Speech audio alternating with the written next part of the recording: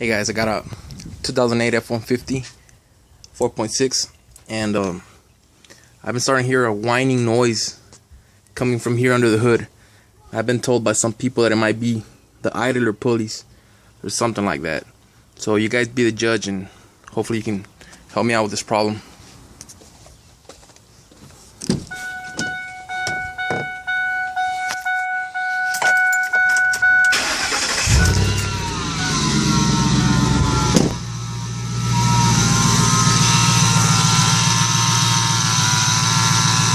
I don't know if you can hear it on video clearly, but there's a whining noise,